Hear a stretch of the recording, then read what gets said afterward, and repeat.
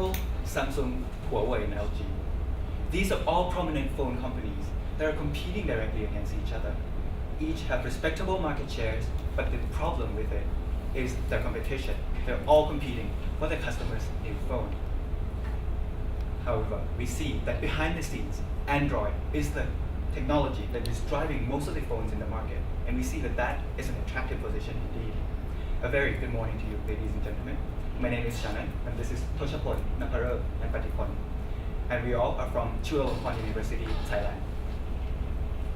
Today, we will show you exactly how Wealthfront can become the Android in the financial world. But first, let's take our focus into where we are now and where we want to be. Currently, your company is a robo-advisory firm facing an issues of how to reinvent your financial growth engine. With our strategy today, as consultants, we believe that in 2020, your company will be the Android of financial services, enjoying a $10.93 billion in AUM, enjoying growth of 26.5 in CAGR. To bridge this gap, there are two strategies that we want you to take home away with you today. So ladies and gentlemen, we proudly present to you Ride the Tide and Glide Ahead. Our Ride the Tide strategy will focus on increasing our outperformance fees as well as tackling new and existing product categories such as mutual funds and liquidity management. And for our second strategy, Glide Ahead, we will focus on capturing the new markets of early adopters while leveraging our existing algorithms. With these two strategies of Ride the Tide and Glide Ahead, we promise to you that your company by 2020 will be the Android of financial services. But before we move on, let's take a look at our analysis that we used to frame our strategy. Your company is an innovative robo-advisory firm with simple business model as follows. You have an investment principles that you abide. Once you have these foundation, you then understand the client needs and wants to select the best investment that meets their needs and wants. And once you create the investment portfolio for them, you then rebalance and understand and monitor to meet the changing customer needs. These simple business model allow you to enjoy a high growth of over 500% over 3-year periods, from 1 billion in AUM to 5 billion AUM over 3-year periods. But what exactly makes you win in this robo-advisory fields? There are 3 winning core competencies that your company have. First, you have a low cost in management fees, which is only 0.25%. Secondly, you have a transparent system, which allows the customers to understand and know the assumptions that your company have. And lastly, you have an intelligence team ready to roll out new innovative products to meet the constantly changing customer needs. With these 3 core competencies, your company were able to win and capture the hearts of innovators. So now let's take a look and understand more about our customers. Now, ladies and gentlemen, please meet Mike.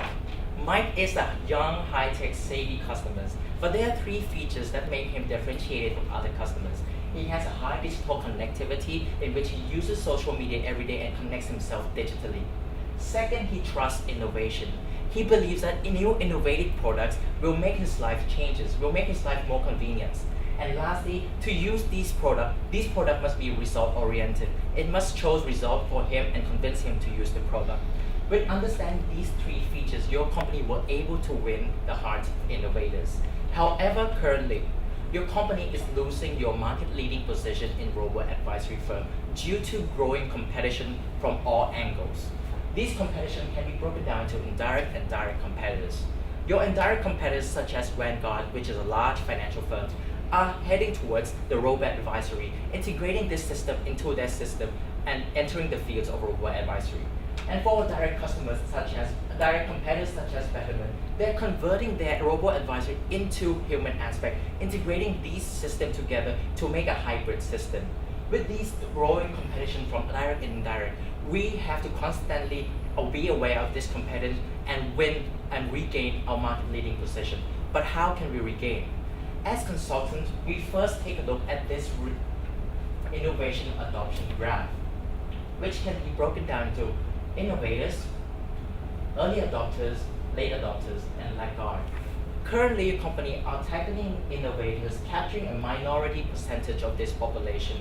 And once we take a look, we believe that your company could gain and grow further by tackling innovators and capturing more innovators with new products and tackling new market, entering the mass market of early adopters, but must constantly be aware of high and growing competitors. By understanding this, we, ladies and gentlemen, proudly present to you Ride the Tide and Glide Ahead strategy, which will make your company an Android company in financial fields. Now I pass the floor on to Mr. Shannon, who will talk about the first strategy, Ride the Tide. At the end of the day, we wanted you to be the Android of the financial world. However, what does Ride the Tide address? Ride the Tide addresses the current tide that we are in, or the existing businesses that will fuel future growth and development. Now, let's take a look at a revenue breakdown of Wealthfront. Wealthfront's revenue is basically a function of fees multiplied by asset under management. Under management, there are two more levers, existing products and new products that can drive future growth. In the first strategy, we will drive all areas. First, by driving the fee, changing the fee structure into a more performance-based fees.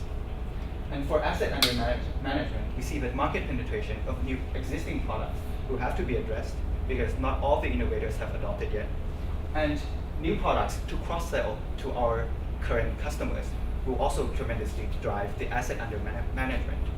This can be addressed by liquidity management and corporate pension services. Next slide, please. Let's first take a look at the first lever. We see that the company is currently outperforming the market in the assets that it is currently managing. However, it's only charging a 0.25% of asset under management. We see that additional fees from outperformance fees can be added. The concept of this is we will not make money. We will make money only if you make money. What does this mean? This means that we'll charge 5% based on the outperformance of our portfolio against the benchmark index. It also means that if we do not achieve a return of over 0%, we'll only charge the 0.25 Ps of asset under management that we usually charge. The rationale for this is the first, we see that we have a tendency to outperform the market based on previous performances. We outperform the index by 4%. And secondly, we also see that results do not yet convince customers. Customers do not believe that these results are replicable. And so this fee will align our interests as well as our investors' interests and improve credibility for the firm. Moving on, we also see that a market penetration based on customer pain point is also crucial to growth. We have selected the online method in order to communicate our benefits to our investors. The tactics are targeted ads based on how much money they have and how tech savvy they are. Second, videos on YouTube. These are video ads that people will see, and they can also see how our products will be used, how simple it is, how transparent, etc. Lastly, product placement in movies or series that are more tech savvy in order to further show and endorse our products. The key message behind all communications is this: meet your new financial advisor. And there will be a picture of the computer. 3 key takeaways. 1, the computer does not call you, does not bug you. Second, it is transparent and certified by the SEC. And lastly, it is honest and unbiased. And this is what we need our customers to believe.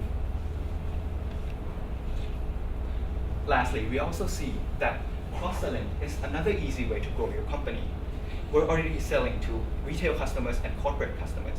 And we took a look at all the existing options that we can tap into.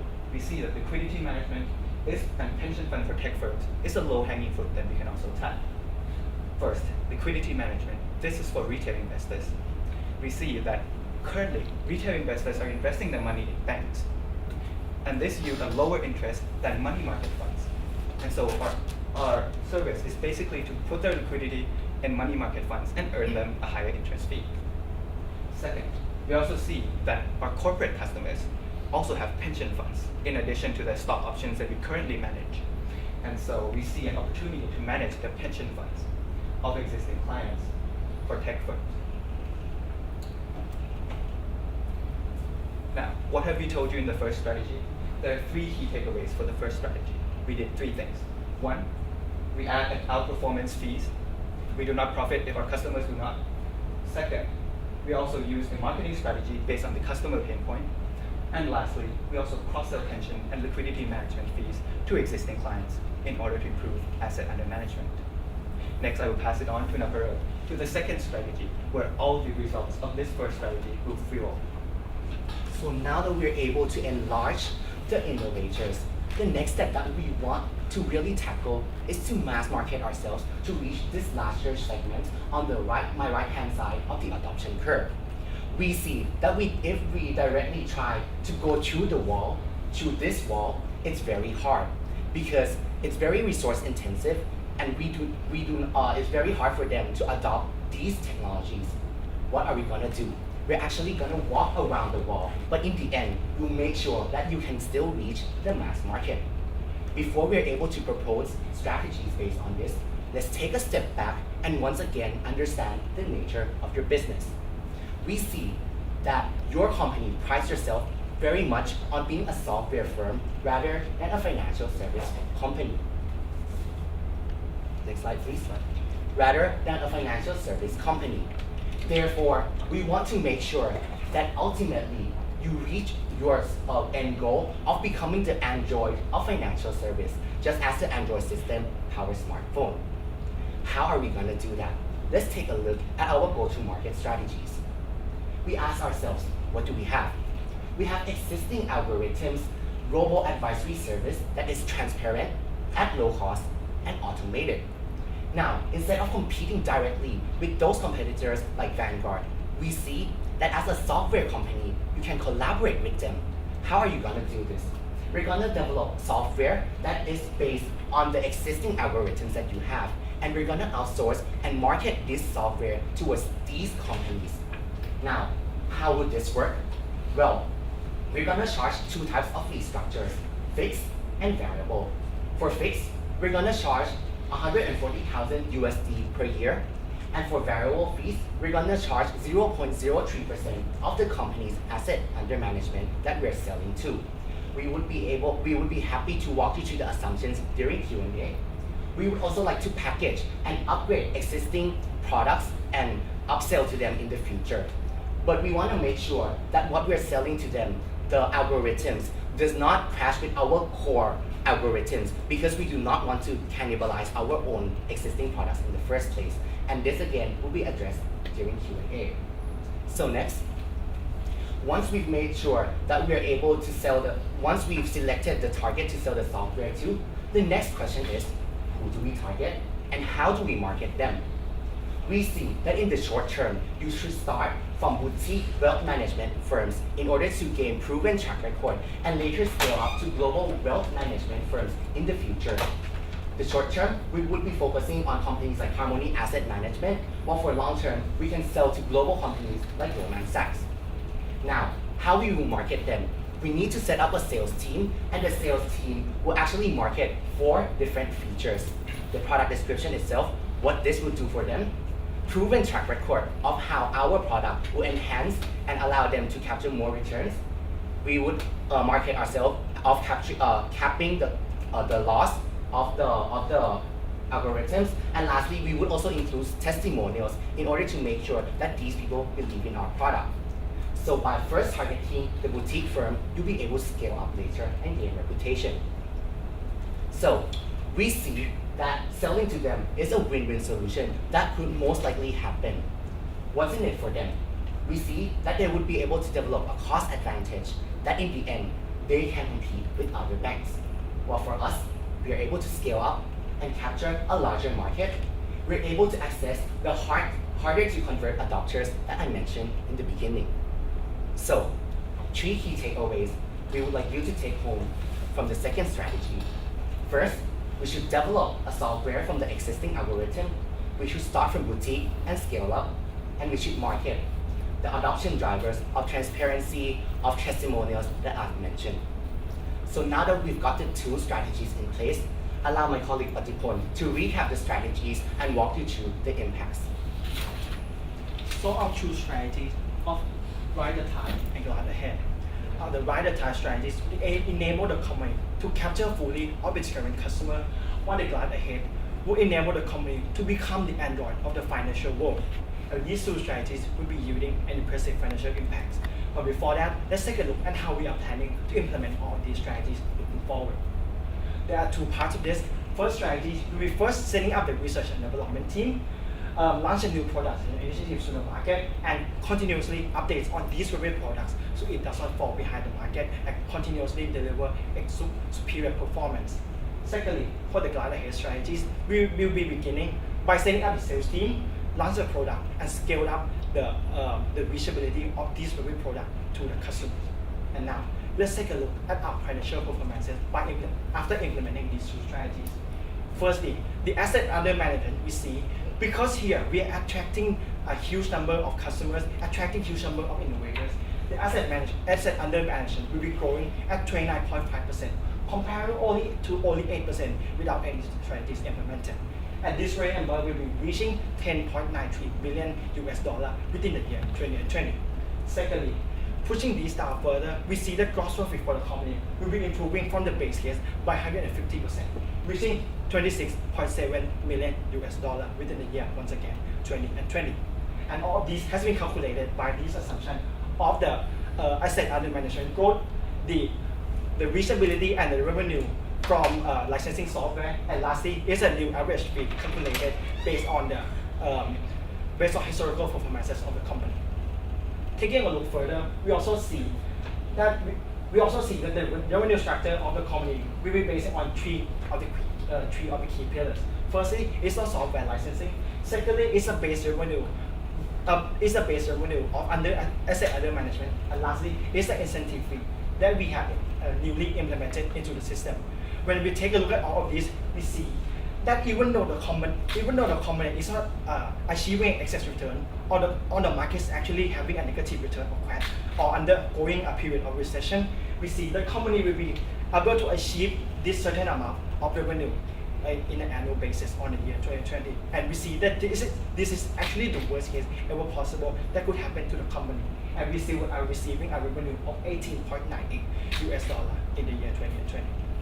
And also, we also acknowledge that there are some risks associated with all of these strategies that we have suggested, and we see that the most probable one being the cannibalization of products under the second strategies, which we see that these products may be cannibalizing with other asset under management firm that we have sponsored or put our software into their system. So we see that this can be easily mitigated by limiting the programs and limiting the reach of our services or customers. Ladies and gentlemen, today the company Wealthfront has initially came to us with the question of how to defend its position in this very competitive market, the asset management market. And we see that our strategies on rider type and glide ahead will not only enable the company to achieve an impressive financial performances, defend against the competitors, would enable this very company to not just be a software company, but become the backbone of the very financial industry and become the Google, the Android of the financial world. But with that being said, I open you to Q&A. Thank you very much for the great presentation. And let's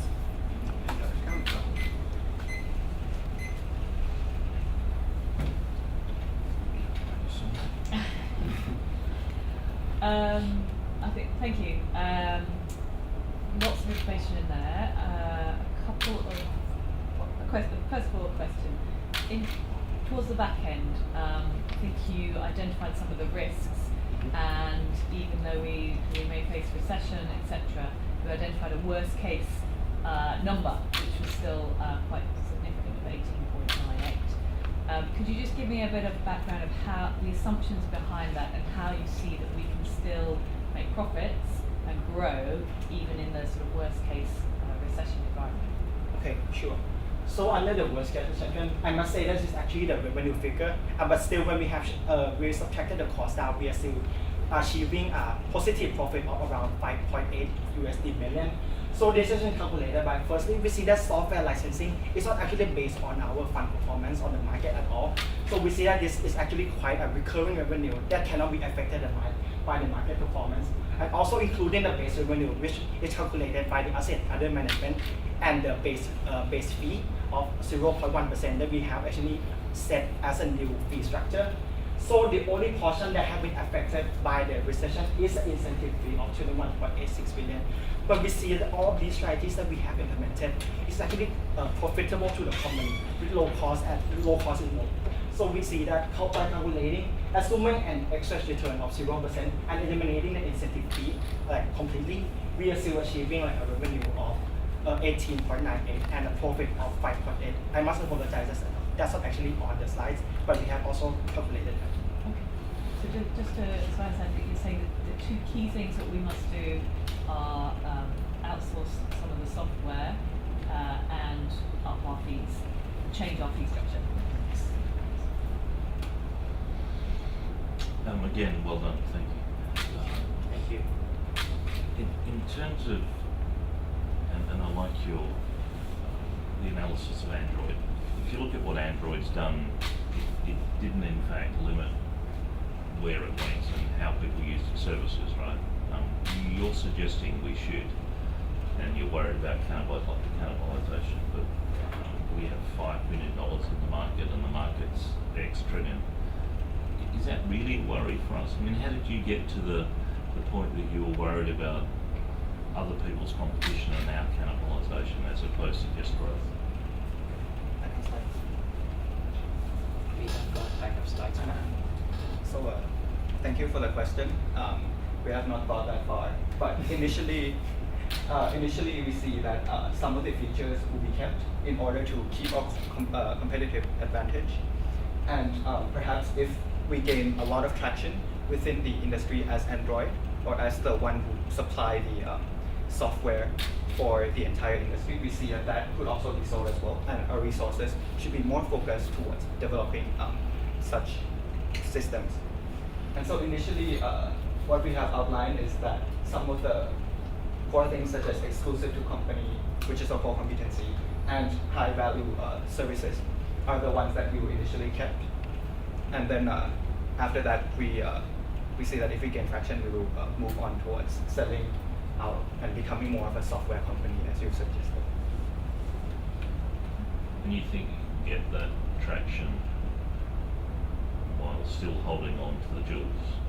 I mean, obviously, if we keep the most valuable part for ourselves, we've got less to sell to someone else. You think we can still do that? Okay. We see that the small companies do not have resources and capabilities in order to develop their own software firms. So what they really want in the first place is to save costs and use the very basic services, and that's what we're going to start selling to them. So they'll save on costs, and they can also have a marketing ability to be a partially robotic mutual fund, and etc.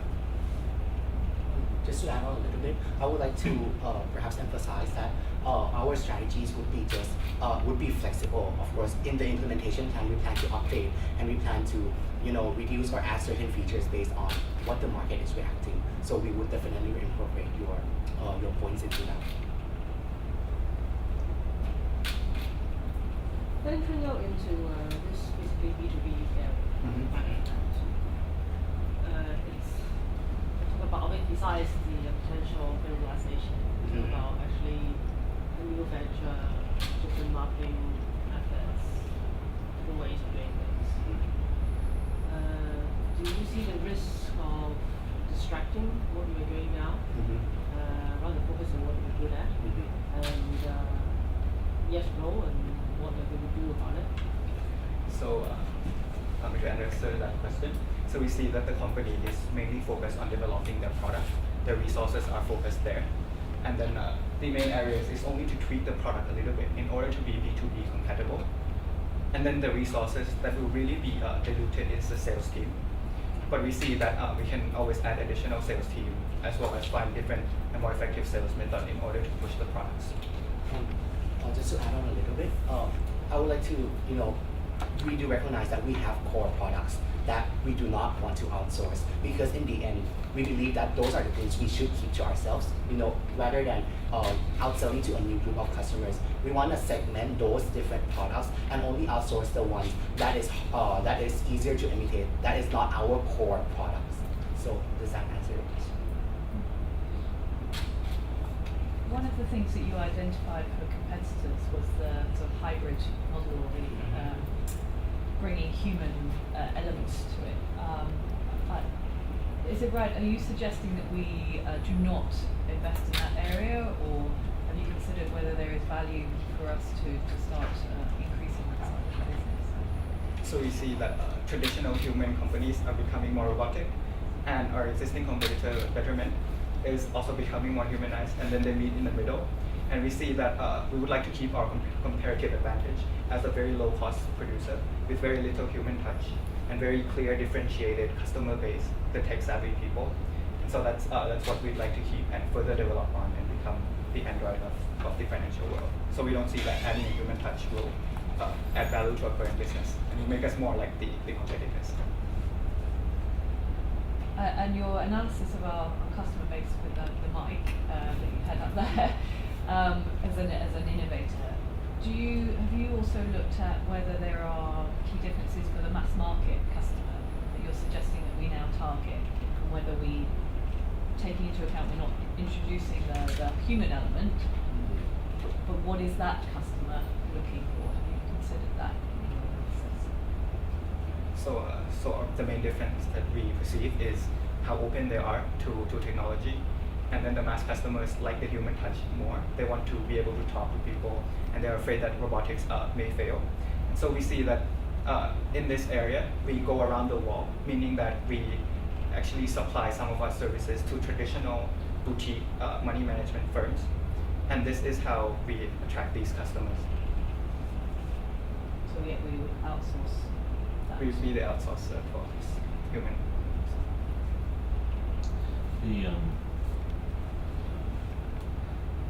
At one level, your advice to be Android, I think, is far-reaching and exciting. And yet your numbers don't make me happy. We've grown from 1 to 5 in 3 years already, so 5x.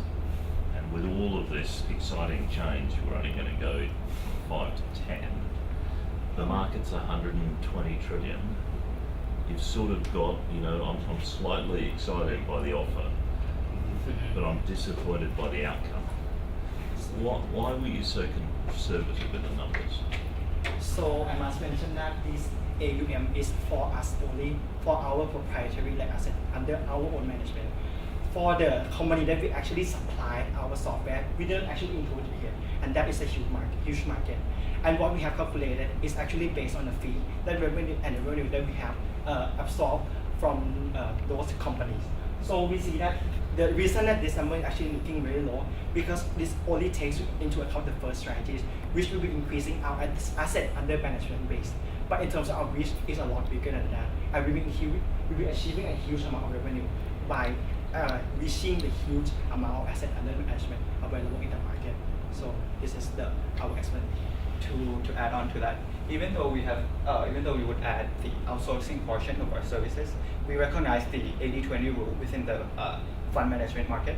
So very small number of firms or managers are managing a lot of the money that is in the market, and we're capturing the boutique firms first. So that makes the market that we're starting to capture very small, and initially we see that the adoption will be quite low when we capture these smaller money management firms. Just a little confused about how I look at it. Again, I'll use your example of Android. I don't think of that as how many people use Google phones. I think of how many people have Android as their operating system. So I would define the success by the quantum, the size, the opportunity, the excitement for my shareholders. You're sort of saying to me that's almost an aside, and we're not going to talk about that. We're just going to talk about the 11 billion we have. As the CEO of this business and someone who's trying to create value to shareholders, do you think that's the right message? So thank you for your question. Actually, that's definitely a proper way, even better way to frame and to illustrate the key points. But also in this case, we have also expected the number of firms that we are attracting by having the conversion rate asset up here and number of funds and times it by number of fees that we are collected on an annual basis. So even though we might not directly serving the numbers of wholly asset under management figures, but we still deliver the number of firms that we are actually serving, which is around 500 companies as of the initial stage. And this has been a very conservative assumption we have put into the model. And we see, and as you can see up here, even though with this very conservative assumption, we see that the company profit is actually up from the state without strategies by 150%. So this is actually the right strategy to go. And then just with the limited time and resources of our work, if we forecast more towards the future, we see that the second strategy will be much more in momentum, and then we will see the financial responses after then. So it will take a while for the growth to be exponential, as you suggested. We have 3 minutes, maybe one more question. The long-term strategy and the potential for exponential growth, we just talked about. There's also the other side is the cost. And especially with the outsourcing being such a key part of this revenue driver, have you considered the costs and the cost to innovate and keep the company relevant to the people that we want to outsource to? Because these algorithms can change very quickly and the market is very active. Okay, so I must apologize once again that is actually shown up here, but we do actually consider the cost aspect of all these strategies. First price is actually the traditional cost of an asset under management firm, which is the investment cost of 0.12%, and actually has been included in the gross profit, as you can see up here. And we see that on the R&D and the administrative and selling expenses, we see that as a minimal cost we take into account. Because R&D, we are just tweaking the current product portfolio and current product offering into the market. And we have also actually included the budget of around like $2 million into the gross profit figures, into the figures of profit. So we see that that's actually, we have also taken that into account into forming these financial impacts of the company. And then to address your concern of being ahead of the technology, we see that there are a lot of startups within Silicon Valley. We're already quite a prominent one, and we see that there could be possible acquisitions going forward in the future in order to acquire those technologies. Okay. Thank you very much. Thank you. Thank you so much. Thank you so much.